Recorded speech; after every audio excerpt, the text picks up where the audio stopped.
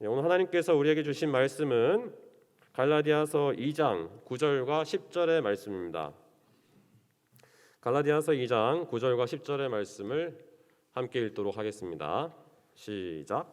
또 기둥같이 여기는 야고보와 게바와 요한도 내게 주신 은혜를 알므로 나와 바나바에게 친교의 약속을 하였으니 우리는 이방인에게로 그들은 할례자에게로 가게 하려 함이라.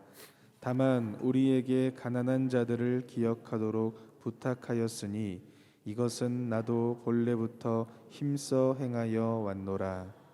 아멘. 자, 어제는 우리가 복음, 찐복음 그 첫 번째 말씀이 역사하셨다.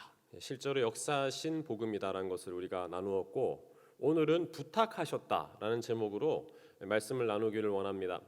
바울은 자신을 설명할 때 빚진 자다 이렇게 설명을 합니다. 왜 빚진 자라고 설명을 할까요? 빚은 그 원어를 살펴보면 두 가지 의미가 있습니다.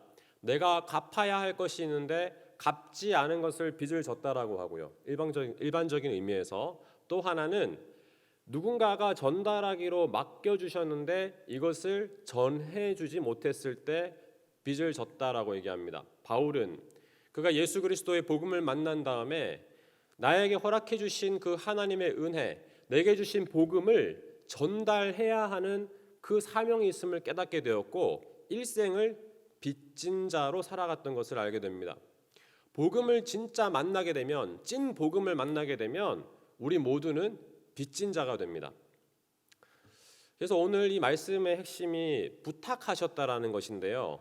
제가 이 의미를 묵상하면서 지난주 우리가 49주년 교회 창립 주일날 케이크를 밝혔던 장면이 생각이 났습니다.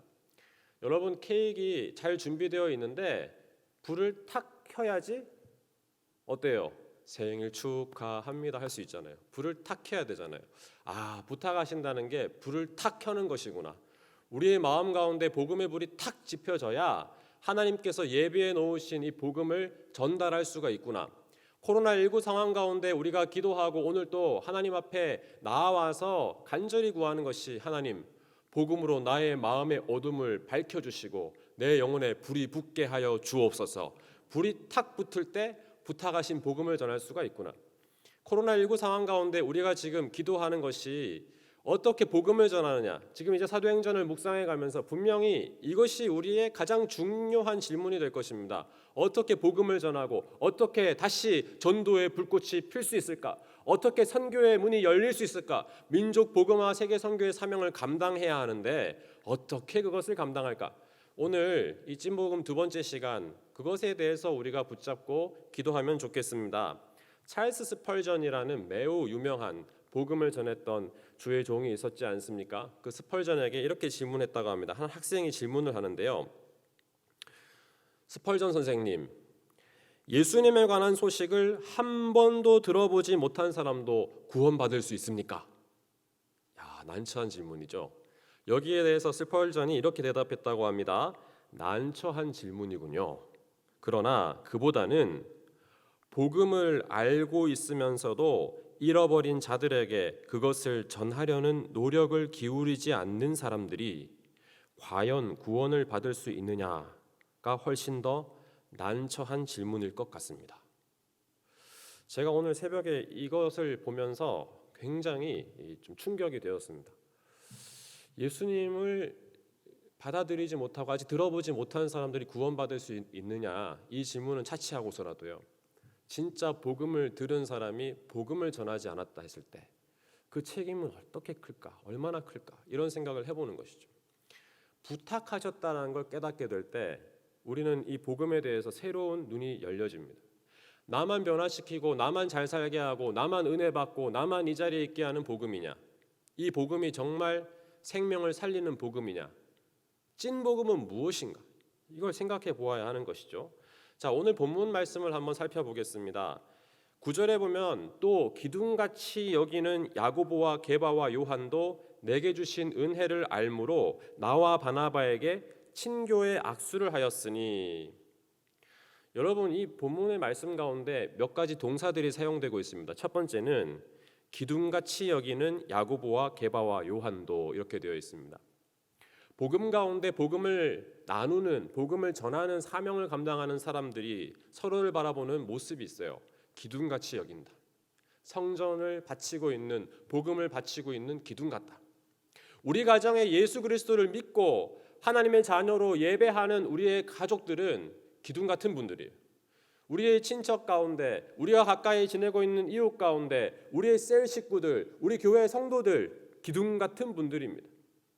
바울은 지금 이 기둥 같은이란 표현을 쓰면서 얼마나 복음 가운데 있는 한 영혼 한 영혼이 귀한지를 설명하고 있습니다. 그런데 야고보와 게바와 요한도 내게 주신 은혜를 알므로, 여러분 지금 야고보와 게바와 요한도 바울을 바라볼 때 주신 은혜의 관점으로 보는 것입니다.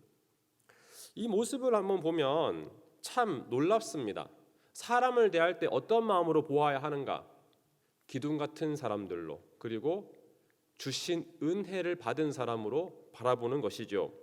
그래서 야고보와 게바와 요한이 나와, 즉 바울과 바나바에게 무엇을 했다고 하고 있습니까? 친교의 악수를 하였다. 제가 이 말씀을 준비하면서 장면을 상상해 보았습니다.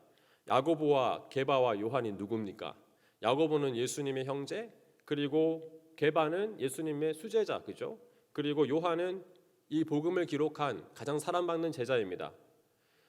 복음에 대표되는 이들이, 특별히 세 사람은 예수 그리스도를 직접 보고 만나고 듣고 양육받았던 그 사람들이, 사도들이 예수님을 직접 만나지는 못했습니다. 다메섹 도상에서 변화되었습니다. 그 바울을 만나서 친교의 악수를 하였다. 야, 제가 이 장면을 보면서 상상을 해봤습니다. 이것은 남북 정상의 악수보다 더 큰 악수예요. 야고보와 게바와 요한과 바울과 바나바가 친교의 악수를 함으로 예수 그리스도께서 전해주신 그 복음이 이방인들에게도 확장될 수 있는 길이 열려지게 됐어요. 복음의 역사를 바꿔놓는 악수였어요. 놀라운 악수예요. 친교의 악수라니 한마디에 담겨있는 의미가요. 여러분 조금 더 생각해 볼까요? 베드로가 어떤 사람입니까? 베드로는 예수님께서 사람 낚는 업으로 불러내셨죠. 그리고 난 다음에 마태복음 16장에 그가 예수 그리스도를 구주로 고백하게 될 때에 너의 반석, 그 피터, 반석이라는 그 이름을 가진 베드로, 그 신앙의 고백 위에 내가 예수 그리스도께서 친히 교회를 세울 것이다 라고 말씀하셨습니다. 그게 바로 베드로예요. 여러분 바울은 어떤 사람입니까? 바울이 변화가 일어나고 아나니아를 만나서 안수함으로 눈이 떠지고 그리고 복음의 사람으로 시작되게 될 때에 사도행전 9장에 이런 기록들이 있습니다. 제가 읽어드리겠습니다. 사도행전 9장 13절에 보면 아나니아가 대답하되 주여 이 사람에 대하여 내가 여러 사람에게 듣사온즉 그가 예루살렘에서 주의 성도에게 적지 않은 해를 끼쳤다 합니다. 이렇게 얘기합니다. 여기서도 주의 이름을 부르는 모든 사람을 결박할 권한을 대제사장들에게 받았나이다 하거늘, 여러분 예수님 뭐라고 말씀하십니까? 주께서 이르시되 가라, 이 사람은 내 이름을 이방인과 임금들과 이스라엘 자손들에게 전하기 위하여 택한 나의 그릇이라. 복음을 지탱하는, 교회를 세우는 그 은혜를 누렸던, 그 기반이 되었던 베드로의 신앙 고백과요, 택한 그릇으로, 영어 성경에 보면은 chosen instrument, 내가 택한 그릇이다, to carry my name 이렇게 되어 있습니다. 나의 이름, 내 복음을 전달하기 위해서 택한 나의 그릇이다. 이 복음을 이방에 전하기 위하여서 그릇으로 부르신 그 사랑을 우리가 볼 수 있어요. 이 은혜를 서로 안다는 것이죠. 여러분 오늘 새벽에 기도하면서 이 말씀을 한번 묵상해 보세요. 나는 지금 기도하고 복음 가운데 나아가는데 나는 어떤 관점으로 바라보고 있느냐? 함께하는 사람들을 기둥으로 볼 수 있는 눈이 활짝 열려지기를 원합니다. 또 하나는 우리 각자가 나에게 복음을 주셔서 그 복음을 전하게 하기 위해서 택한 그릇임을 믿고 감사하시기 바랍니다. 우리 각자를 하나님께서 택한 그릇으로 불러주셨다는 것입니다. 전 세계 열방에 복음이 퍼지게 되는 그 출발이 바로 이 신앙 고백 가운데 있는 것이죠. 마태복음 28장 18절에서 20절, 여러분 너무나 유명한 말씀 아닙니까? 예수께서 뭐라고 말씀하십니까? 나와 일러 가라사대 하늘과 땅의 모든 권세를 내게 주셨다. 그렇기 때문에 너는 가서 모든 민족을 제자로 삼아 아버지와 아들과 성령의 이름으로 세례를 베풀고 내가 너희에게 분부한 모든 것을 가르쳐 지키게 해라. 사도행전 1장 8절에도 이렇게 나오지 않습니까? 오직 성령이 너희에게 임하시면 너희가 권능을 받고 예루살렘과 온 유대와 사마리아와 땅끝까지 이르러 내 증인이 되리라. 부탁하신 겁니다. 부탁하신 거예요. 은혜를 한마디로 표현하면 Amazing Grace라고 합니다. Amazing Grace, 놀라운 은혜. 하나님께서 나에게 복음을 맡겨주셨다는 것을 깨닫게 되었을 때 이게 Amazing Grace로 다가오는 겁니다. 나를 변화시키고 내가 무엇이 간데 복음을 맡겨주시고 이 복음을 전하게 하셨는가. 여러분, 이 부탁하심에 대한 의미를 조금 더 살펴보겠습니다. 제가 이 개역 개정 성경에 나와 있는 부탁이란 단어를 한번 찾아보았어요. 한 22군데 정도 기록이 되어 있더라고요. 이 부탁이란 단어가. 그런데 이 부탁의 특징이 있더라고요. 대부분은 우리가 하나님을 믿게 되었을 때 하나님께 우리의 영혼을 부탁하게 됩니다. 맡기게 됩니다. 이걸 영어로 커밋먼트라고 합니다. 토탈 커미트먼트, 전적인 위임. 나를 내가 책임질 수 없으니 하나님께서 나를 책임져 주십시오라고 맡기는 거예요. 시편 31편 5절에 내가 나의 영을 주의 손에 부탁하나이다. 진리의 하나님 여호와여 나를 속량하셨나이다. 예수님께서도 그분 마지막에 십자가에 달려 돌아가실 때 어떻게 말씀하십니까? 누가복음 23장 46절에요. 예수께서 큰 소리로 불러 이르시되 아버지 내 영혼을 아버지 손에 부탁하나이다 하고 이 말씀을 하시고 숨지시니라 이렇게 되어 있어요. 여러분, 이렇게 복음 가운데 복음이 나에게 깨달아지면서 나를 하나님 앞에 의탁하고 부탁하고 맡길 수 있게 되면 그때 하나님께서 우리에게 부탁하시는 음성을 들을 수 있습니다. 결국 부탁은 복음을 만난 사람이 하나님께 하는 고백이고요. 그리고 복음을 만난 사람이 하나님께 나 자신을 전적으로 위임하고 부탁하게 되면 주님께서 나에게 부탁하신 일이 있음을 발견하게 되는 것입니다. 여러분, 오늘 불렀던 찬송 가사를 한번 생각해 보세요. 주에게 부탁하신 일, 천사도 흠모하겠네. 흠모란 것은 부러워하고 열망하고 바란다는 것이거든요. 왜 천사가 그렇게 바랄까요? 이것도 제가 한번 상상해 보았습니다. 천사들이 그들의 사명인 하나님을 섬기고 그분을 이렇게 섬기는 자리에서 봉사할 때 하나님이 땡큐 하셨다고 한번 상상해 보세요. 그런데 예수 그리스도께로 돌아오는 한 영혼이 생겼을 때 하나님 막 얼마나 기뻐하시는지, 그리고 그가 예수 그리스도의 복음을 만난 다음에 복음을 전하는 사명을 감당할 때 하나님이 땡큐 하는 거예요. 땡큐. 천사들이 옆에서 지켜보고 있으면 흠모가 되는 것입니다. 하나님을 그냥 섬기는 일을 감당하는 천사들이 바라볼 때 저 인간들이, 사람들이 예수 그리스도를 구주로 영접하고 그리고 그 예수의 복음을 맡겨진 부탁한 복음을 전할 때 하나님이 얼마나 기뻐하는지를 아니까 부럽다, 부럽다. 저 사람들이 예수의 복음을 알고 복음을 전하는 모습을 보니 천사도 흠모하는 것입니다. 히브리서를 읽어보십시오. 천사들도 다 감당할 수 없는 기쁨을 하나님께 드릴 수 있는 것이 예수 믿는 믿음의 고백을 하는 성도들의 그 복음 전하는 삶이란 것입니다. 오늘 우리가 부탁받은 이 복음을 깨닫게 되기를 원합니다. 주님께서는 부활하신 다음에 베드로를 만나셔서 뭐라고 물어보십니까? 네가 나를 사랑하냐? 주님이 아십니다. 그래, 내 양을 먹여라. 바울을 만나서 뭐라고 하십니까? 여러분 사도행전 한번 읽어보세요.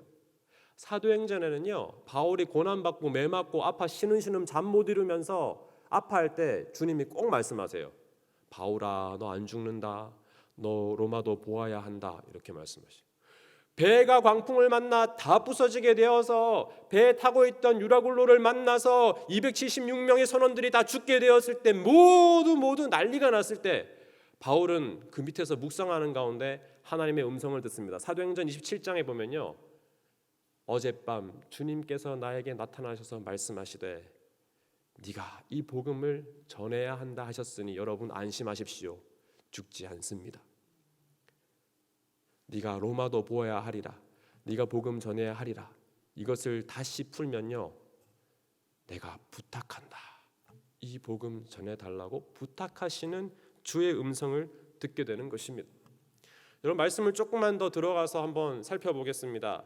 오늘 이 부탁하는 말씀 가운데 10절에 보면 가난한 자들을 기억하도록 부탁하였으니 라는 말이 나옵니다. 은혜를 아는 사람들이 친교의 악수를 나누면서 그들은 유대인들을 향하여, 바울은 이방인들을 향하여 복음 전하는 사명을 감당하는데 다만 우리에게 가난한 자들을 기억하도록 부탁하였다, 이렇게 표현이 나오거든요. 이 가난한 자는 깊이 말씀을 묵상해 보면 유대인들, 즉 이 베드로가 맡고 있던 공동체 안에 있는 가난한 자들을 말합니다. 그리고 바울이 복음을 전하는 가운데 만나는 가난한 자들도 있을 것입니다. 이 가난한 자들은 영역을 초월해요. 아파하고 힘들어하는 그들을 부둥켜 안고 그들을 바라볼 수 있는 눈은 성령 안에서 복음을 만난 사람들이 당연히 열려지는 관심사인 것입니다. 왜 그렇습니까? 그런데 여러분, 더 놀라운 것은 가난한 자들을 기억하도록 부탁하였는데 바울이 뭐라고 얘기합니까? 이것은 나도 본래부터 힘써 행하여 왔노라, 이렇게 얘기합니다. 놀라운 말씀입니다. 여러분, 이사야 61장에도 나오지만 예수님께서 처음 복음의 사명을 감당하실 때 누가복음 4장 18절에서 20절에 이렇게 나와 있습니다. 주의 성령이 내게 임하셨으니 이는 가난한 자에게 복음을 전하게 하시려고 부탁하셨던 것이죠. 내게 기름을 부으시고 나를 보내사 포로된 자에게 자유를, 눈먼 자에게 다시 보게 함을 전파하며 눌린 자를 자유롭게 하고 주의 은혜의 해를 전파하게 하려 하심이라. 여러분, 가난한 자가 어떤 사람들입니까? 에덴 동산에는 가난한 사람이 없었습니다. 초대교회에는 가난한 사람이 없었습니다. 복음이 영향을 미치지 못하니 들어오는 억압적인 사회 시스템, 코로나19와 같은 상황으로 만나게 된 갑작스러운 어려움, 갑작스럽게 닥친 고난들, 때로는 사람을 무기력하게 만들어버린 상황들, 악함들, 이 모든 무대장치 가운데 만들어진 것이 가난한 사람들인 것입니다. 그들을, 복음을 만난 사람들은 눈이 열려 관심을 갖게 되는 것이죠. 그 사람의 경제적인 가난함을 넘어서 그들을 붙잡고 있는 눈멀게 함, 답답하게 만들어버림, 포로로 만들어버림, 눌리게 만들어버린 것을 발견하고 그 복음이 그들을 일으켜 세울 수 있음을 확인합니다. 그래서 그들에게 찾아가서 부탁한 복음을 전합니다. 그때 기름을 부으시고 주님의 마음으로, 주의 성령으로 복음을 전하게 되자 눈먼 자의 눈이 떠지고 포로된 자들이 자유함을 얻게 되고 눌린 자들이 다시 주님께 돌아오는 역사가 일어나는 것입니다. 그러기에 여러분, 내게 기름을 부으시고, 왜 기름을 부으십니까? 메시아, 기름을 부었다라는 말은 왕에게, 예언자에게, 제사장에게 기름을 부었어요. 왕에게 기름을 부었기 때문에 포로된 자에게 자유를 선포할 수 있는 왕의 권세를 누리는 것입니다. 예언자에게 기름을 붓기 때문에 눈먼 자에게 다시 몸을 선포할 수 있는, 다시 미래를 말할 수 있는 예언자의 그 기름 부음으로 선포할 수 있는 것입니다. 눌린 자를 자유롭게 하는, 예배를 통하여 회복된, 영혼이 깨어지는 경험을 바로 예배자들이, 제사장들이 기름 부어주심을 통하여서 선포할 수 있는 것입니다. 사랑하는 여러분, 우리가 만난 복음이 진짜 복음입니까? 그렇다면 이 맡겨주신, 부탁받은 복음을, 주님이 맡겨주신 이 복음을 전해야 하는 사명도 있는 것입니다. 오늘 이 새벽 우리가 기도할 때 우리 영혼을 하나님께 다 맡겨드리길 원하고요. 그리고 하나님께서 맡겨주신 이 십자가 복음을 전할 수 있는, 그리하여 복음으로 생명을 살리는 우리 모든 영광교회 성도들 다 되시기를 바랍니다.